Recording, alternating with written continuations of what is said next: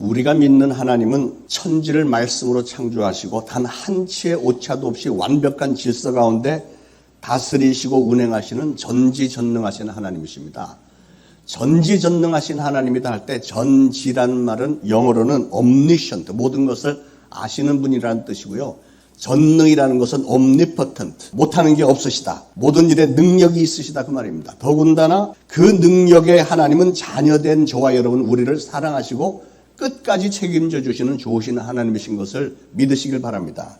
하나님은 반드시 나의 모든 것을 책임져 주신다. 이 사실을 믿기만 한다면 여러분이 아무리 어려운 환난을 만난다 해도 그 어떠한 일에도 결코 불안하거나 마음이 흔들리지 않고 확신이 넘치는 담대한 신앙인들이 될 줄로 믿습니다. 그러나 그 반면에 신앙인이라고 자처하면서도 정말 하나님이 내 삶을 책임져 주실까? 이런 의심이 있다면 하나님은 그런 거를 아주 불쾌하게 여기셔서 오늘 20절 말씀에도 보니까 너희가 나를 멸시하는구나 이렇게 받아들이신다는 거예요. 말하자면 어떤 영화의 한 장면처럼 너희는 내게 모욕감을 주었어. 이러신다는 겁니다.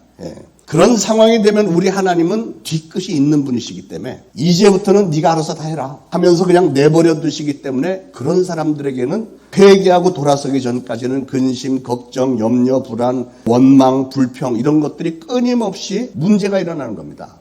여러분 우리와 하나님과의 관계를 방해하고 또 인간관계를 회방하는 원수 같은 요소 중에 의심이라는 게 있습니다. 의심. 내가 믿어야 할 대상을 믿지 못하게 만드는 의심. 이것은 우리가 능력 있는 인생을 살기 원한다면 반드시 해결해야만 하는 아주 중요한 숙제입니다. 부부지간에도 그렇잖아요. 남편이 아내를 전적으로 믿고 아내 역시 남편을 전적으로 믿어야만 행복한 부부가 될 수 있고 행복한 가정을 만들 수 있는 것이지 만약에 부부 사이에 늘 의심을 하고 있다? 그러면 그 가정은 평안할 날이 있을 수 없고 행복할 수 없습니다. 이건 교회에서 목회자와 성도들 그리고 성도들 간의 사이에서도 마찬가지고요.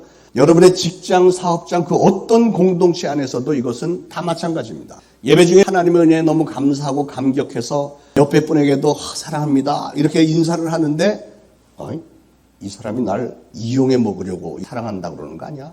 만약에 이렇게 의심을 한다면 좋은 성도의 교제는 이루어질 수가 없겠죠. 그런 뜻에서 옆에 분들에게 한번 인사하실까요? 사랑합니다. 사랑합니다. 해보시죠.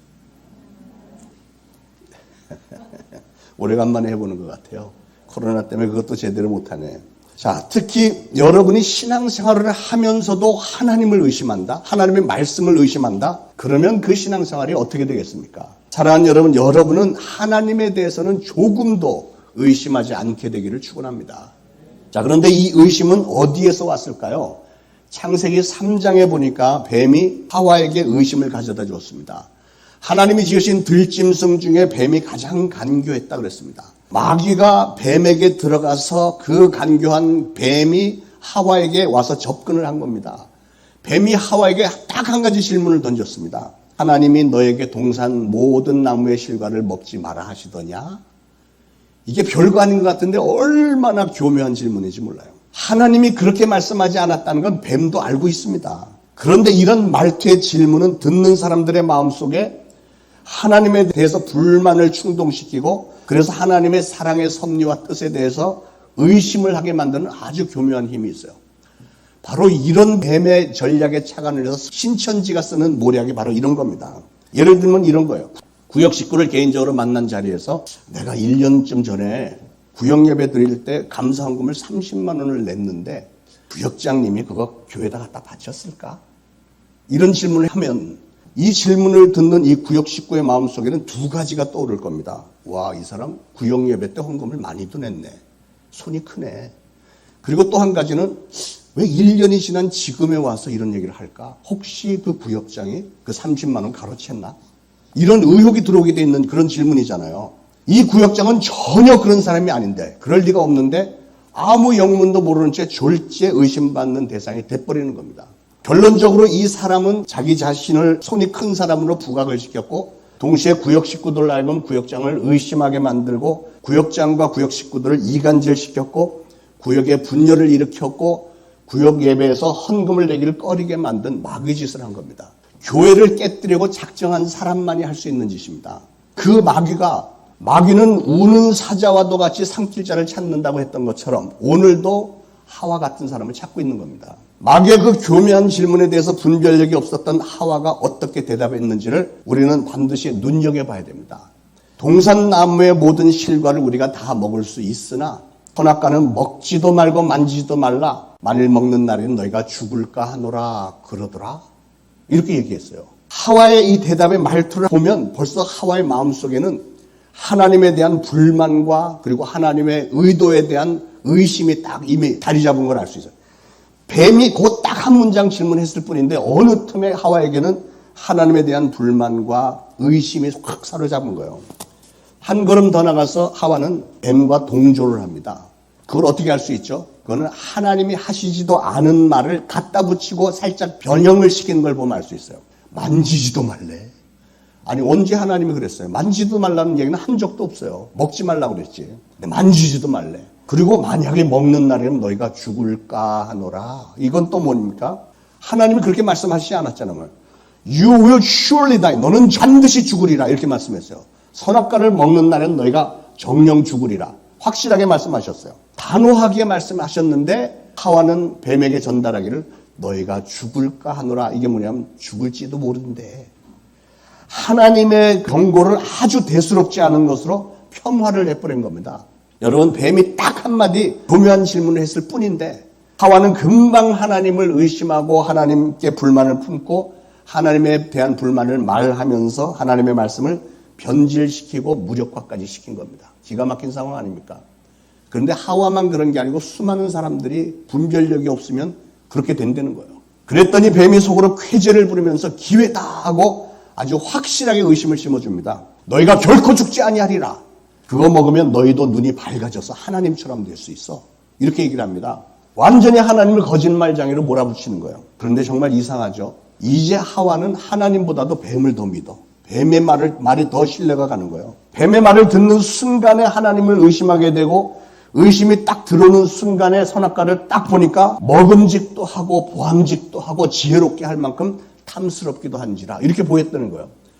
아마도 그 전에는 수백 년 왔다 갔다 했을 겁니다. 선악과 아무 관심도 없었어요. 근데 뱀이 한마디 딱 하니까 그때부터 선악과가 맛있게 보이고 탐스럽게 보이고 지혜롭게 만들 만한 그 과실이라고 생각이 드는 거예요. Now you know the rest of the story. 그 다음 나머지 얘기는 다 아시죠. 그래서 결국은 선악과를 따먹잖아요. 여러분 특히 오늘날 마귀는 자기의 때가 마지막 날이 가까운 것을 알고 최후의 발악을 하면서 별의별 묘략을 다 꾸미고 추진을 하고 있습니다. 특히 이럴 때 우리가 누구에게서 무슨 얘기를 듣느냐 하는 것은 굉장히 중대한 얘기입니다. 그리고 그런 얘기를 들었을 때 듣는 사람은 분별력이 필요한 거예요. 하와가 뱀에게서 그런 질문을 들었을 때 하와가 분별력이 있었다면 이렇게 대응을 했어야 됩니다. 우리 하나님은 그런 분이 아니죠. 다시는 내게 그런 식으로 질문하지 마라. 그런 말을 하는 너의 의도가 더 의심스럽다. 이렇게 얘기를 했어야죠. 그러나 하와는 자기에게 슬그머니 다가와서 친근한 척 접근해온 이 뱀에 대해서 전혀 분별력이 없이 무방비 상태에서 뱀의 말에 귀를 기울이다가 뱀의 전략에 폭 빠져서 의심이 생겨났고 결국은 되돌이킬 수 없는 선악과를 따먹는 죄를 범하게 된 겁니다. 자, 오늘 본문의 이스라엘 백성들에게 생긴 문제 역시 분별력이 문제였고 의심이 문제였습니다. 이스라엘 백성들은 보면 성경을 읽어보면 어쩌면 그렇게도 쉽게 은혜를 잊어먹는지 모르겠어요. 아니 설령 하나님이 뭘 좀 섭섭하게 했다 할지라도 다른 사람들은 몰라도 이 이스라엘 백성들은 평생 목숨을 바쳐가면서 하나님 앞에 충성을 했어야 할 만큼 커다란 은혜를 입은 사람들이잖아요. 그들은 원래 400년 동안 애굽에서 노예 생활을 했던 사람들입니다. 그들이 어떻게 자유를 얻었습니까? 자기들의 힘으로는 절대로 자유의 몸이 될 수 없는 그런 민족이었습니다. 애굽은 그 당시 세계를 제패했던 가장 큰 강대국인데 하나님께서 특별히 연속적인 기적을 베풀어 주셨기 때문에 그들이 드디어는 해방이 되었고 지금은 젖과 꿀이 흐르는 땅 가나안을 향해서 행군하는 중이 아닙니까? 그러니 그들은 자손 대대로 하나님께 감사만 하면서 지냈어야 할 사람들입니다. 더군다나 매일 아침마다 만나를 내려주셔서 온 백성들이 양식 걱정 없이 잘 살고 있는데 그랬으면 하나님 우리는 아무 일도 한 게 없는데 이렇게 매일매일 양식을 주시니 감사합니다 하면서 충성과 순종만 하면서 살았어야 할 거 아닙니까? 그리고 조금만 더 참으면 The land of milk and honey 젖과 꿀이 흐르는 그 땅 가나안으로 들어가게 해주시겠다는데 그걸 못 참아서 이 백성들이 지금 어떻게 하고 있어요? 하나님과 모세를 원망하면서 수시로 돌들을 들어서 모세를 돌로 쳐 죽이겠다고 그러고들 있잖아요. 모세가 다니면서 장막 안에를 들여다보니까 백성들이 아이고 오오오 하면서 막 통곡을 하고 울고 있어요. 그래서 왜들 그렇게 우는가 했더니 고기가 먹고 싶어서 우는데 고기가. 애굽을 떠난 지 오래됐는데 애굽에서는 그래도 수박과 마늘과 고기도 종종 먹었는데 여기 광야에 나와서는 고기를 한 번도 못 먹어갖고 이게 도대체 뭐냐. 이게 애굽에서는 고기 국물들 좀 먹었었는데 완전히 우리 망했네. 그러면서 엉엉 울고 있다는 거예요. 이 기가 막힌 상황을 보면서 모세는 너무너무 속이 상해서 하나님 앞에 하소연을 합니다. 하나님, 이 백성들 도대체 이 무거운 짐들을 왜 저에게 맡겼습니까? 이들을 내가 낳은 것도 아닌데 왜 날 보고 양육하는 아비가 젖먹이 아이를 품듯이 그들을 품으라는 겁니까? 약속은 하나님이 하셔놓고 왜 날더러 저들을 인도하라고 합니까? 이 사람들이 지금 고기를 달라는데 내가 무슨 능력으로 이 사람들에게 고기를 줍니까? 이러는 거예요. 그 백성들을 인도하는 일이 얼마나 힘들었으면 나중에는 하나님 차라리 절 좀 죽여주세요 라고까지 기도를 합니다. 그런데 왜 이스라엘 백성들이 이렇게 됐을까? 그들은 돌아보면 하나님의 기적을 체험할 만큼 체험을 했고요. 하나님의 특별하신 배려와 인도하심을 받은 민족인데 그렇다면 정말로 그들은 자자손손 대대로 하나님 앞에 감사하고 하나님을 찬양하고 기뻐해야 될 사람들인데 특히 인류 역사 가운데 가장 위대했던 지도자, 특별한 능력을 받은 종 모세가 엄청난 어려움 중에도 자기를 그렇게 잘 인도해 주는 것을 하나님 앞에 감사하며 그저 순종만 했어야 할 것 같은데 오히려 이 사람들은 모세를 죽이려고까지 해가면서 하나님을 원망하고 불평을 했다는 거예요. 왜 그렇게 됐을까? 묵상을 하다가 4절에 보니까 그 의문이 풀립니다. 4절에 그들 중에 섞여 사는 다른 인종들이 탐욕을 품음에 이스라엘 자손도 다시 울며 이르되 누가 우리에게 고기를 주어 먹게 하랴.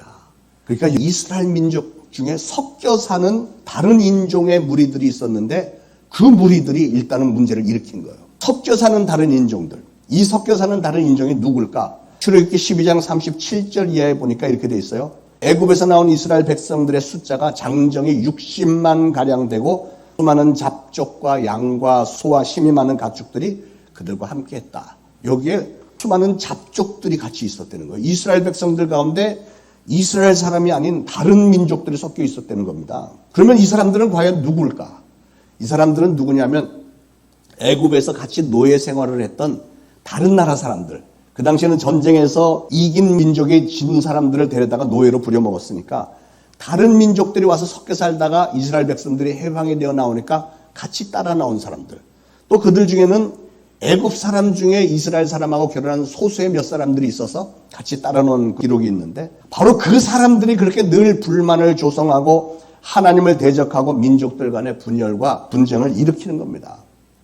여러분 제가 미국에 30년 살아보니까 이 상황을 너무 잘 알게 됐어요. 미국은 세상 모든 민족들이 이민 와서 섞여 살다 보니까 민족과 인종들 간의 분쟁이 어마어마한 상상을 초월합니다. 겉으로는 뭐 전혀 인종차별 없이 뭐 신사적인 것 같지만 전혀 그렇지 않습니다. 생각을 해보세요. 200~300년 전에 아프리카에서 흑인들을 강제로 끌어다가 노예로 부려먹었는데 그렇게 노예로 끌려왔던 사람들의 후손들이 지금 미국의 인구의 20%가 넘습니다.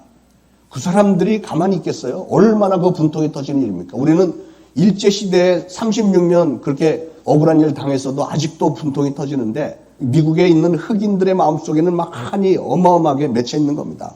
또 하나님을 대적하는 이슬람 사람들, 아랍 족속들, 어마어마하게 많은 사람들이 돈을 잔뜩 갖고 미국에 들어와서 사업체들을 장악했고 당연히 자기들 권리 주장하죠. 중남미의 수많은 나라들, 중국, 한국, 일본, 베트남, 인도, 파키스탄 등등 수많은 나라 민족들이 자기들의 종교, 자기들의 사상을 가지고 들어와서 인권을 주장하면서 살다 보니까 민족들 사이에 당연히 서로 미워하고 증오하고 여차하면 시위하고 폭동하고 막 총들 있으니까 막 쏴대고 맨날 뉴스에 보는 게 그거잖아요.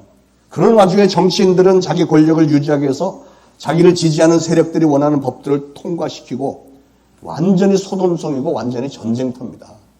그런데 여러분 마귀가 기승을 부리고 있는 이 마지막 때에 이런 현상을 막을 길이 없어 보입니다. 점점 더 심해집니다. 우리나라 한번 볼까요?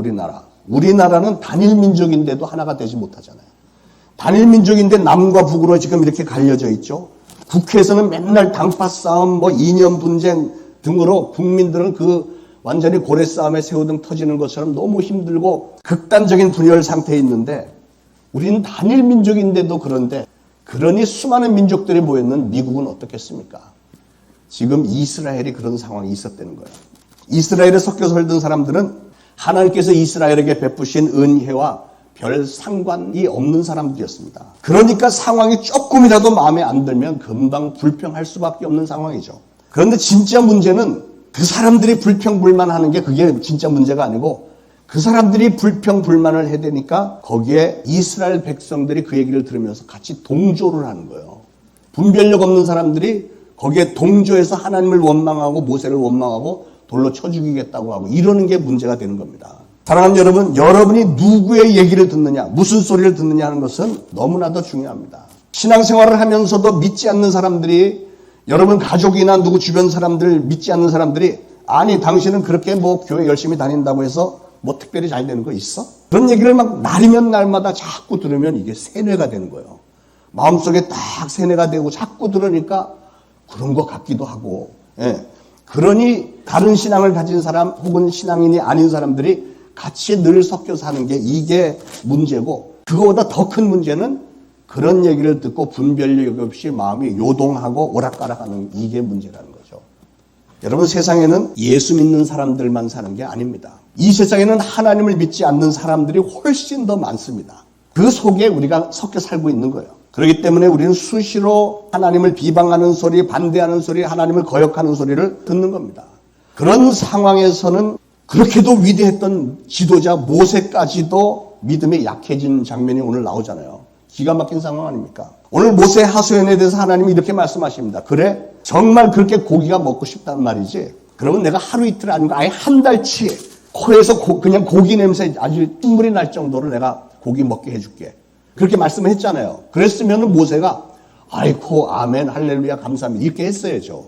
그런데 모세가 뭐라고 대답을 하죠? 하나님 이 많은 사람들을 위해서 양떼를 잡은들 족하겠으며 소떼를 잡은들 족하겠으며 바다의 모든 고기를 잡은들 족하겠습니까? 지금 장정만도 60만 명이에요. 여자하고 애들까지 하면 200만 명이 넘는 이 사람을 어떻게 무슨 재주로 먹인단 말입니까? 하고 하나님을 오히려 가르치려고 들어요. 이게 그동안 어마어마한 이적을 앞장서서 일으켰던 지도자 모세가 할 말입니까? 그러니까 보니까 모세도 믿음이 떨어진 거예요. 그 위대했던 모세도 이런 상황 가운데서 믿음이 소멸이 돼버린 겁니다. 하나님이 얼마나 기가 막혔을까. 그래서 하나님이 어떻게 하죠? 좋다. 모세 내가 보여주지 하면서 동서사방에서 메추리 떼를 보내서 실컷 먹게 해주셨는데 문제는 그 다음이에요. 33절에 보니까 고기가 아직 이 사이에 있어 씹히기 전에 여호와께서 백성에 대하여 진노하사 심히 큰 재앙으로 치셨으므로 탐욕을 낸 백성을 거기서 장사하였다. 쉽게 말하면 하나님을 멸시하고 해들었던 그 백성들에게 너희는 나에게 모욕감을 주었어 하면서 보여주신 거예요. 사랑하는 여러분, 우리 하나님은 사랑의 하나님이신 것은 분명하지만 또 성경은 하나님은 절대로 만홀히 여김을 받으실 분이 아니시라고 그랬고요. 하나님은 우리의 입장에서는 반드시 경외해야만 하는 대상입니다. 경외는 두려워하고 존중을 해야 하는 그런 대상이죠. 백성들의 무례함과 또 모세까지도 이 실언을 하는 것에 대해서 하나님은 23절에 뭐라고 하셨냐면 내 손이 짧으냐 내 말이 내게 응하는 여부를 보리라 이렇게 말씀하시면서 그 증거를 확실히 보여주신 겁니다. 우리 지금 개역개정 성경에는 내 손이 짧으냐 이렇게 번역이 되어 있지만 사실은 원래 뜻하고는 조금 달라요. 개역 한글 번역 이전에 있었던 성경에는 더 정확하게 내 손이 짧아졌느냐. 그러니까 이전에 홍해를 가르고 어마어마한 이적을 행한 내가 아무렴 이거 못하겠느냐 그 얘기잖아요. 내 손이 짧아졌느냐. 이게 오늘 설교 제목입니다. 홍해바다를 가르셨고 해와 달을 멈추게 하셨던 하나님은 오늘도 동일한 권세와 능력을 가지고 계신 줄 믿으시기 바랍니다. 하나님의 손은 예나 지금이나 조금도 짧아지지 않은 능력의 손이라는 사실을 꼭 믿으시길 바라요. 믿는 대로 될지어다. 또 한 가지 너무나도 감사한 사실은 하나님의 자녀가 된 저와 여러분을 하나님은 잡족으로 여기지 않으신다는 거예요. 하나님의 자녀로 여기신다는 사실이 얼마나 감사합니까?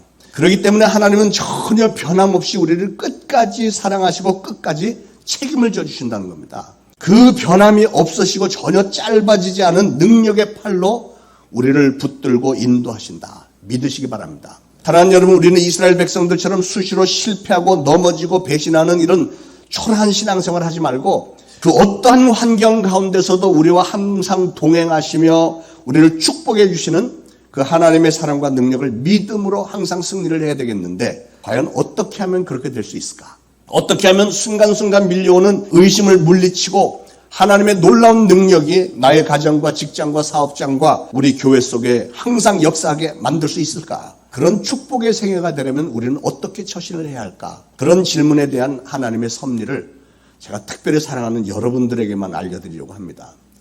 첫째는 우리가 신앙생활을 할 때 체험보다는 우리 하나님의 약속의 말씀을 믿어야 됩니다. 이스라엘 백성들보다 하나님의 기적적인 은혜를 더 많이 체험한 민족은 없을 것입니다. 그들은 애굽에서 하나님께서 10가지 재앙을 내리는 걸 그들의 두 눈으로 똑똑히 목도를 했습니다. 홍해 바다를 가르는 걸 그들은 보았고 실제로 그들은 홍해 바다 속을 육지같이 건넜습니다. 그것만한 체험이 어디 있겠어요. 그리고 낮에는 구름 기둥이 그들을 인도했고 밤에는 불 기둥이 그들을 보호해줬습니다. 끊임없이 일어나는 하나님의 놀라운 기적의 역사를 한두 사람만 체험한 게 아니고 온 민족이 다 함께 체험을 했습니다.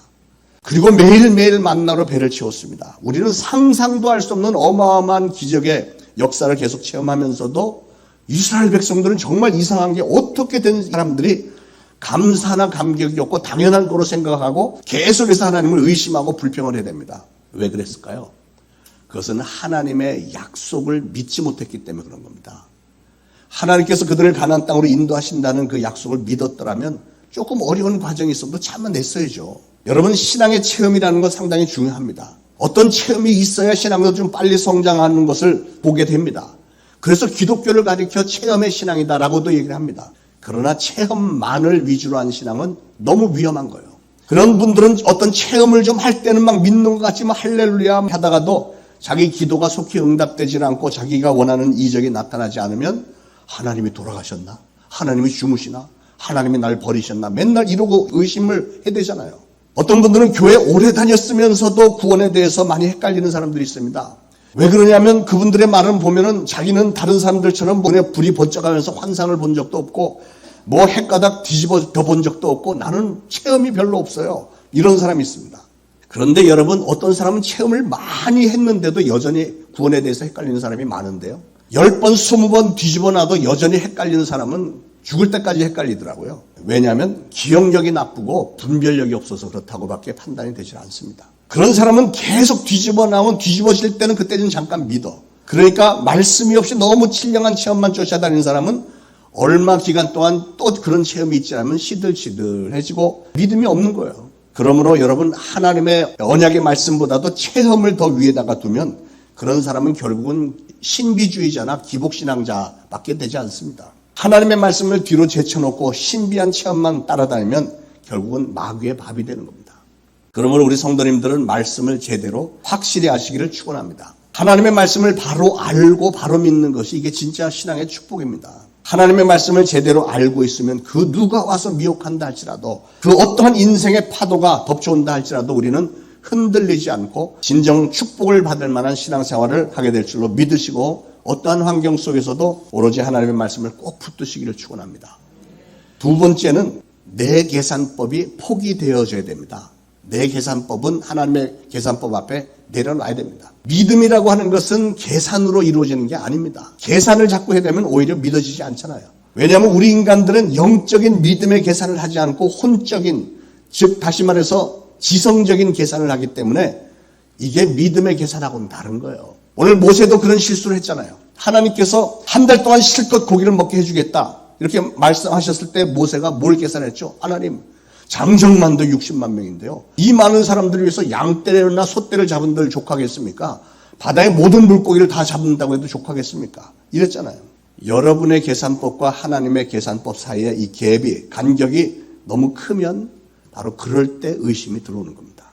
아니, 전 세계 모든 구석구석에서 이렇게 기승을 부리고 있는 이 코로나 팬데믹을 과연 하나님이 멈추게 하실 수 있을까? 뭐 이런 질문을 던지면서 자꾸 머리로만 계산하니까 의심이 생길 수밖에 없는 거죠.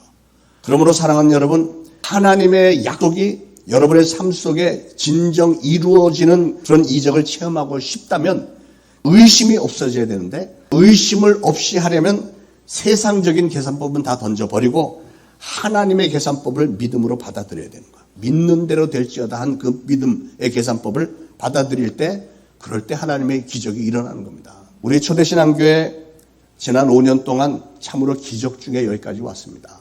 지금까지 하나님께서 다 해주셨습니다. 여러분 대부분이 많은 희생과 헌신을 아끼지 않으셨는데, 그런 분들 한번 뒤돌아보시기를 바랍니다. 여러분이 지금까지 수고하고 헌신하고 많이 바치고 했는데, 그런 분들 혹시 지금 손해난 것처럼 느껴지는 분이 계신가요?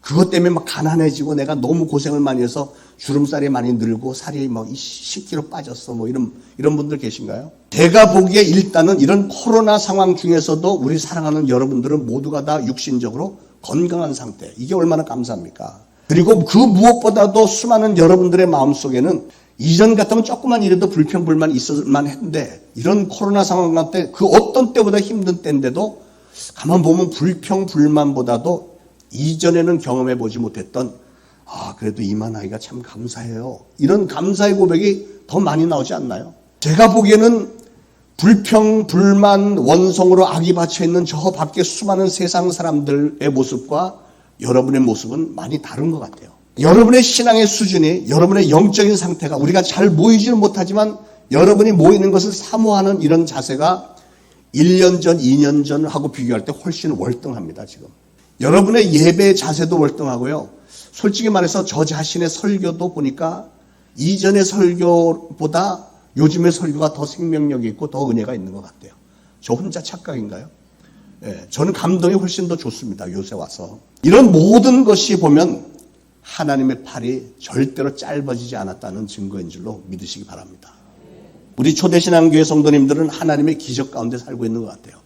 하나님의 손은 예나 지금이나 그 어느 때보다도 전혀 짧아지지 않았다는 사실을 꼭 믿으시길 바랍니다. 지금도 우리 하나님은 역사하고 계세요. 그러나 하나님의 팔이 우리를 위해서 더 크게 역사하시려면 우리의 계산법은 포기돼야 됩니다. 우리의 그 얄팍한 두뇌로 뭐 이건 되고 이건 안 되고 이러지 말고 하나님의 믿음의 계산법, 하나님이 우리가 어떻게 하는 걸 좋아하실까, 어떻게 하는 걸 기뻐하실까, 이게 우선이 돼야 되잖아요. 여러분의 개인적인 삶도 마찬가지입니다. 여러분이 지금 그 어떤 환경에 있다 할지라도 하나님은 얼마든지 이적을 일으킬 수 있는 능력의 하나님이신 줄로 믿고, 바로 그 하나님께서 마음껏 역사하실 수 있도록 하나님의 계산법에 이렇게 체크, 동의하고 순종할 때 하나님은 놀라운 이적을 베풀으실 줄로 믿습니다. 세 번째는 범사의 하나님의 권세와 능력을 인정을 해야 됩니다. 인정. 모세의 실수가 뭐였죠? 하나님께서 한 달 동안 고기를 먹게 해주시겠다고 하셨을 때 즉시 아멘을 했어야 되는데, 아멘을 하지 않고 오히려 부정적인 생각을 하나님께 말하는 것. 이게 그의 실수였죠. 근데 모세가 왜 그랬다고요? 모세의 생각에는 인간적인 생각이었죠. 아니, 아무것도 없이 뜨겁기만 한 이 광야에서 어떻게 고기를 임하는 사람을 한 번도 아니고 한 달 내내 먹일 수 있단 말인가 하면서 하나님의 능력을 인정을 안 한 거예요. 아니, 하나님께서 지금까지 그거보다 훨씬 더 커다란 능력으로 여기까지 하기를 인도를 해줬는데 그런 거를 기억을 못한단 말입니까? 범사의 그분을 인정하지 않는다면 어떻게 더 많은 하나님의 은혜와 이적을 기대할 수 있겠습니까? 잠언 3장 6절에 너는 범사의 그를 인정하라, 그리하면 내 길을 지도하시리라 그랬어요. 여러분, 무엇이든지 할 수 있는 하나님의 권세와 능력을 인정하시길 바랍니다. 지금 여러분의 형편이 어렵습니까? 지금 여러분에게 불가능해 보이는 문제들이 있습니까? 그러나 하나님의 손은 짧아지지 않았어요. 그분은 어떤 일이라도 언제라도 얼마든지 하실 수 있는 권세와 능력의 하나님이십니다. 사랑하는 여러분, 오늘 주신 이 말씀, 여호와의 손이 짧아졌느냐? 라는 하나님의 질문 앞에 두 손을 높이 들고 하나님의 손은 절대로 짧아지지 않았습니다. 확신으로 고백하면서 오늘 주신 말씀대로 체험보다도 하나님의 약속의 말씀을 믿으시고 여러분의 계산법 포기하시고 하나님의 계산법을 믿고 그 하나님을 기쁘시게 해드리는 쪽을 늘 선택하시고, 그리고 세 번째로 범사의 하나님의 권세와 능력을 인정하심으로 하나님의 놀라운 능력과 기적들이 여러분의 삶에 또 우리 교회 앞날에 넓게 펼쳐지기를 예수 그리스도로 축원을 드립니다.